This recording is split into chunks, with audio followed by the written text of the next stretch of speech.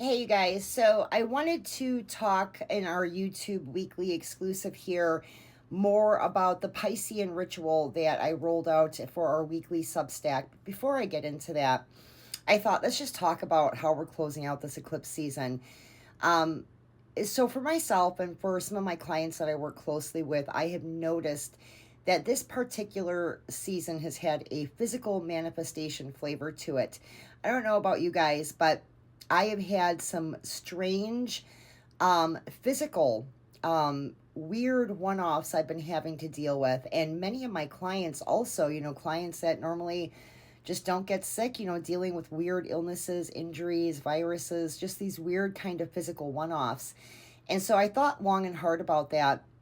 And I do a lot of lineage transmission work, and that is why I developed this Piscean rituals, because I think that sometimes for some of us, when we're closing out a chapter, which eclipses tend to kind of break things open to close them out, um, there can be, if that energy has been sitting like as a residual kind of latent background noise for a long enough time, I think a lot of physical manifestations that occur.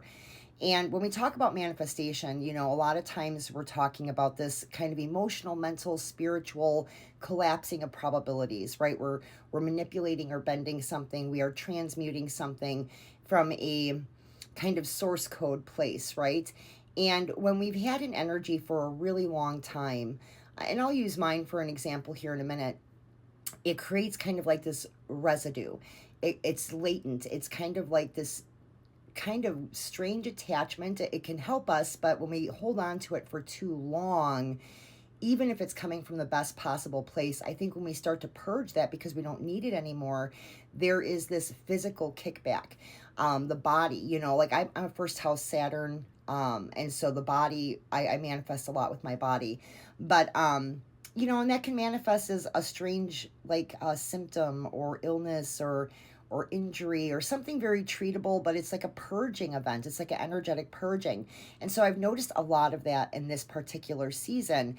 I myself, many of my clients, and I'm just curious if you guys have been dealing with weird physical stuff. Last week when I did my YouTube video and I was pulling spirit imprint cards, a lot of them were like healing physical energy, physical manifestation imprints. And so I think that has been a very strong undertow this season energetically. The cosmos just kind of reminding us that even if we're steering the ship, they're still in shotgun, right? So, anyway, for me, my personal, before I get into the ritual here, I've been I've been writing for years. When I moved to Minneapolis, one of the reasons I chose this location is through astrocartography, so I could finish writing some books I started 18 years ago. I have a long list of writing projects. Two of them I started 18 years ago. Two I started back in 2019, one in 2023, and then the most recent one I started in 2024. Now, two of them are completely finished. One will be finished this week, and then the other three are still kind of drafts. But I actually have made so much progress in the last year and a half that I don't need to hold on to this kind of like latent energy I've been tapping into to work on these writing projects. I'm starting to purge that. And so I think personally for me, this season, now that I'm actually in it and I'm finishing things and I'm getting them kicked out, like I'm starting to purge some of that residue that I've been carrying for nearly 20 years. And that manifested as kind of like these strange health symptoms. I had to go in and get some things taken care of, and it was just very odd because I don't usually have physical health problems like that. So it was something very treatable, whatever, not a big deal. But I believe for me, it was the cosmos saying, you don't need this anymore. We're going to amplify it so that we can start kicking it out of your system, almost like an immunization or something. I don't know. Like I finally am now immune to something. I don't know. It's hard to explain it. It's just a very strange kind of energetic kickback I've been experiencing personally. So when I sat down and I thought about what can I roll out in terms of this Piscean ritual to kind of close out the season for all of us, and talking to all of you and hearing that a lot of you are dealing with similar purging events on a physical level, you know, dealing with these weird one-offs. I thought, well, let's do something very, very Piscean. I want to walk you through it. I put the article in our Substack, but, you know, I think when we talk about it, like, you know, sometimes it's easier to kind of comprehend how to do things versus writing them out and having to read them. So I think that a lot of people out there right now talking about the eclipse, you know, they're talking about, you know, yeah, it opposes the sun in Virgo, and it closes out this release cycle that's been running since 2024, I believe. And that is accurate. I'm not saying that's not accurate. But everybody's talking about that. And, you know, nobody's really talking about how this eclipse isn't just closing your cycle, your personal cycle. You know, Pisces rules the 12th house.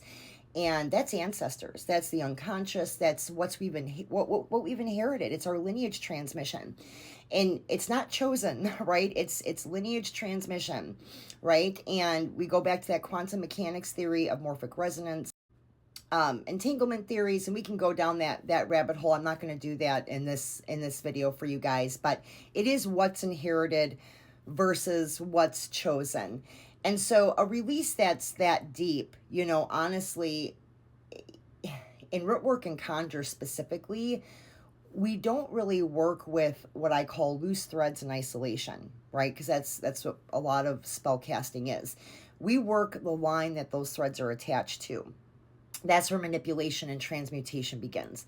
And so this eclipse, you know, preparing for it, you know, I don't think it's just about what we're letting go of. It's, you know, it's really about which hand first tied that knot, right? And going back to that hand and addressing that hand. Like the hand that, you know, 20 years ago, from my lineage transmission, encouraged me to start writing about some things.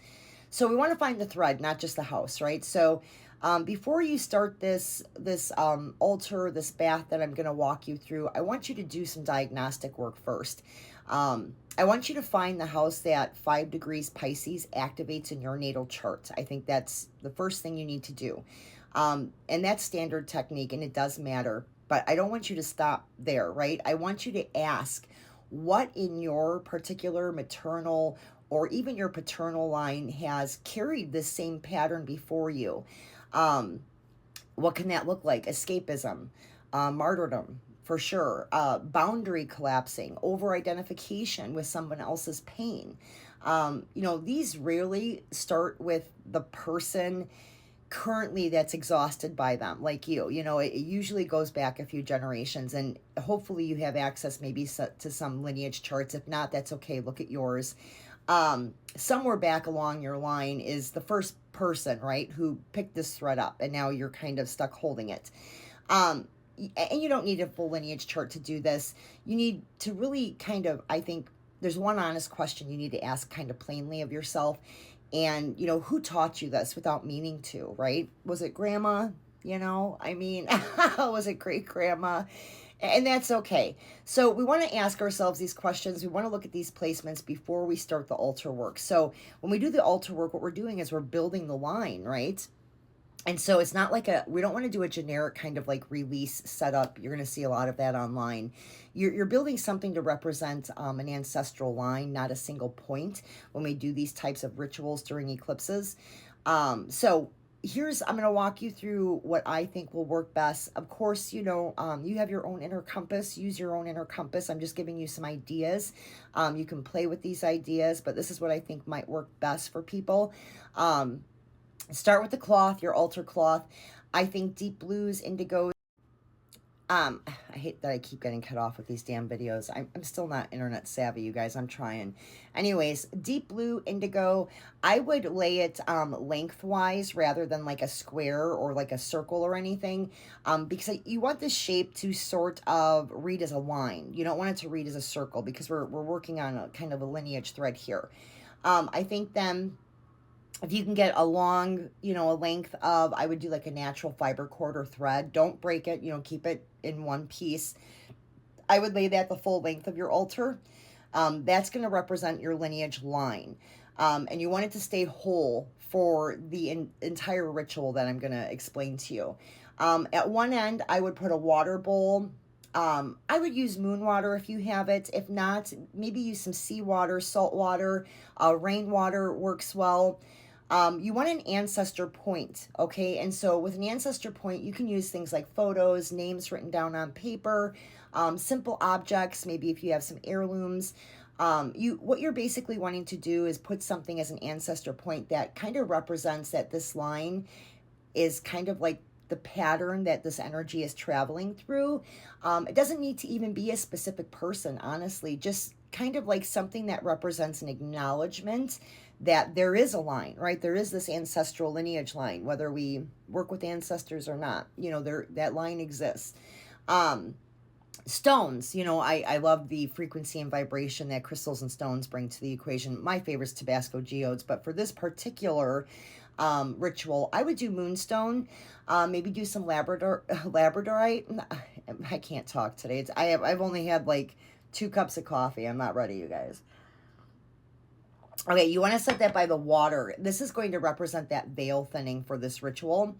I would maybe also down there put like a single piece of maybe black tourmaline, jet, and you want that at the ancestor end where the ancestor point is. You're going to hold that end steady while you work. And you have some scissors or a blade, kind of set that to the side. You really, that's kind of like an unused item during the ritual until we're doing it. But that is what makes the working a lineage release rather than a solo one, right? And then a candle, of course, the power of fire, you guys, sacred fire. I would do maybe white or silver for this particular ritual where, again, it's a Pisces lunar eclipse, partial lunar eclipse. So we're trying to have alignment also with what's going on. I would do this altar. I would set it up a few days before the 28th. Because the cord, that cord, you want it to be present and whole before you touch it or begin working with it, maybe for a couple of days, right? You want to kind of engage that energy. You want to solicit supports for what you're doing. But then you can jump into the ritual. So, all right. So, jumping into the ritual. Okay, so cutting forward and not back is kind of the way that I want you to approach this ritual from a mindset. I would do this on the night of the 28th or within that kind of eclipse shadow window. So you kind of have like 2 days on either side of that, really. But I want you to speak the pattern plainly, this pattern that is sort of purging itself from that lineage standpoint that you've noticed or that you've just looking at your own chart, your 5-degree point. What is that pattern? It's not just what you're releasing, right? It's what it's cost the people who carried it before you too, like your family. So it isn't blame at all. I don't want you guys to look at this as a blame exercise. It's just really acknowledgement of what's there, what needs to be purged, what doesn't serve a purpose anymore. And sometimes it is deeper than that. Sometimes it's something that has been very problematic. But whatever it is, we're acknowledging it as part of this release. I would hold the cord at your end, and then I would trace it back toward that ancestor point. Do that with your hands slowly, kind of take your time, feel its full length as you do that. Again, this is like energetic infusion and transference. So then you're going to cut the cord, not at your end, and not at theirs, okay? But somewhere in the middle, okay? So this is, I think, the part that most eclipse rituals kind of skip. And I'm not beating on anybody here, but you're not severing yourself from the line. And you're not erasing. You can't erase what came before you. You're cutting that specific transmission point in the line where the pattern keeps passing forward, okay? So then what I want you to do is I want you to submerge the end cut nearest you into that water bowl, okay? So let it sit. This is your piece of the pattern. Let it dissolve, okay? Next, I want you to take the other length of that line. That's the ancestor side piece, and either bury it. I like burials, but, depending where you are in the world, that's not always possible. Return it to the earth somehow, outside, within maybe a few days after doing this. You're not discarding the line either. I just want to kind of point that out. You're kind of letting that specific knot rest. That's why you're putting it back into nature for dissolution. You're going to light the candle. I would let it burn for at least as long as that partial phase of the eclipse. Timing doesn't have to be perfect, but again, use your inner compass, you guys. You're going to feel and know what you're going to kind of have a sensory kickback when this is kind of coming together for you. Then there's the spirit bath part of this. I love spiritual bathing. I think everybody should do it regularly. This is kind of like water for the line, not just for the self here. This is like a lineage spiritual bath, right? Much more than just for your own body. But I would use sea salt water. That's your clearing base, right? I would use rosemary. Rosemary is great for like severing old attachments for you and for what you carry from your lineage. Hyssop, I'm always recommending that. That's great for uncrossing, especially if there's karmic debt features in your line. On my paternal line, I definitely have karmic debt activation features, so that's something I'm always mindful of. I would do maybe a few drops of jasmine, lotus oil, and the reason I'm recommending those is because those are very Piscean, Neptunian in nature. They have a lot of great Pisces and Neptune correspondence. And again, that moonstone or that labradorite, I would put in the water too. So I would, as you're bathing, I would hold that image of that cord that you cut from the ritual, right? You're not erasing the line, you guys. You're just erasing you're not erasing. You're releasing the one knot in that line that was really never yours to keep carrying anyway, but through transmission it became yours. And I would not rinse the herbs afterwards. I would let that water kind of take them down as kind of like that final release. And skip the whole toweling part if you can, just kind of air dry. I know people don't like doing that, but that's potent. Find something to drink or smoke or eat while you're doing that. Before the 28th here, I think, this week especially, like every eclipse ritual that you're going to hear about this week is going to be telling you to release something.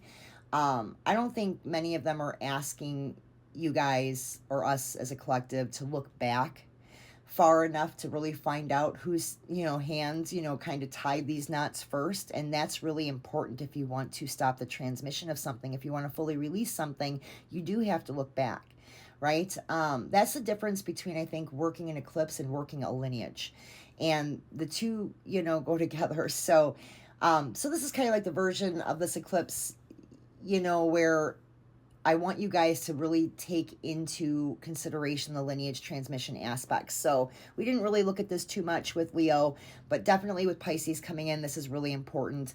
I just wanted to jump on this week, kind of walk you through this ritual. The full article is on my Substack if I went too fast or you didn't understand something I said, which I don't have like this great internet personality, and I'm not a great public speaker. So go look at the article if you need to.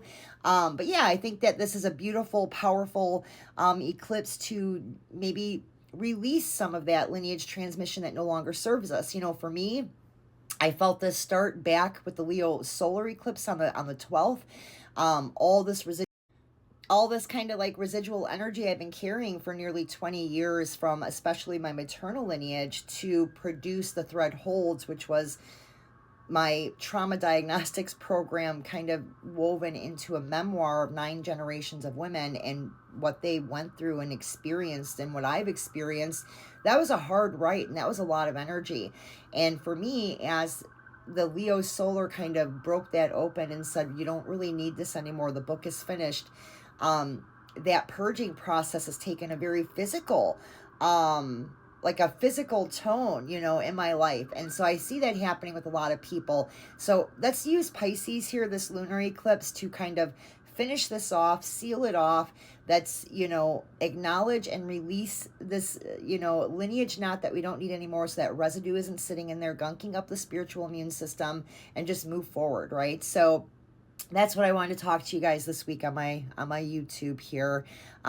If you're not following me, follow. I don't know, I'm supposed to say that, right? I see all these YouTubers and stuff say, follow me, like, comment, blah, blah, blah, blah, blah. I don't know, but just stay magical, you guys, and enjoy the last of the little bit of eclipse energy we have.